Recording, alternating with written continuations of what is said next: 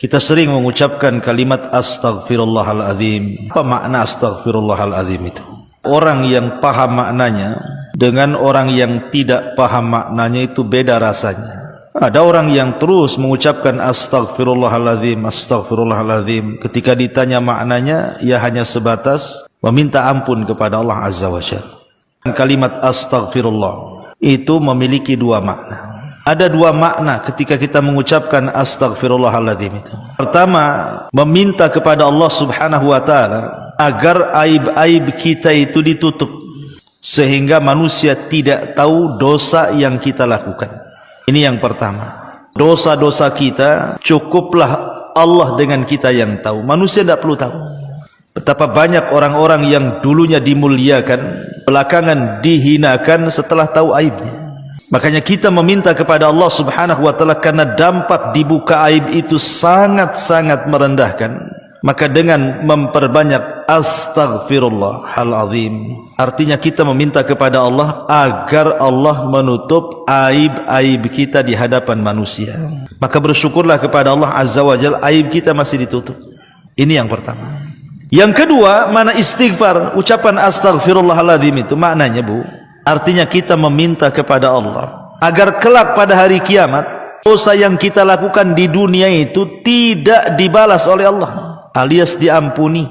Maka kita meminta kepada Allah, walaupun kita banyak melakukan dosa di dunia, ya Rabb, tolong jangan kau siksa kami dan ampunilah dosa-dosa kami.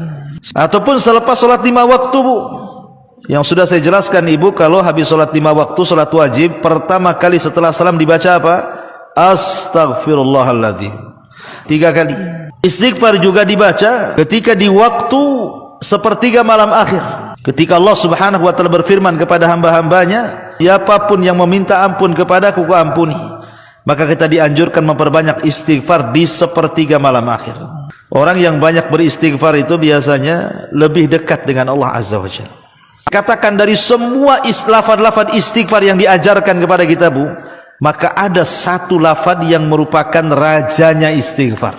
Rajanya istighfar. Apa itu? Sayyidul istighfar. Allahumma anta rabbi la ilaha illa anta khalaqtani wa ana abduka wa ana ala ahdika wa wa'dika mastata' a'udzubika min syarri ma sana'. Abu'u laka bi ni'matika alayya, abu'u bi dzambi faghfirli fa innahu la yaghfiru dzunuba illa anta.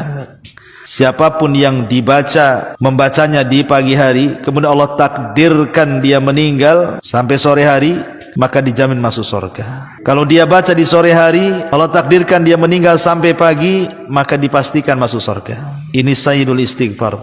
Ya Allah, Engkau adalah Tuhanku, tidak ada sesembahan yang berhak kecuali Engkau. Engkau yang menciptakan aku, sedangkan aku adalah hambamu, dan aku di atas ikatan janjimu, dan akan menjalankan dengan semampuku. Aku berlindung kepadamu dari segala kejahatan yang telah aku perbuat.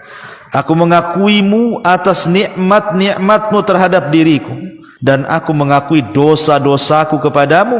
Maka ampunilah aku, sesungguhnya tiada yang mengampun segala dosa kecuali Engkau, ya Rabb.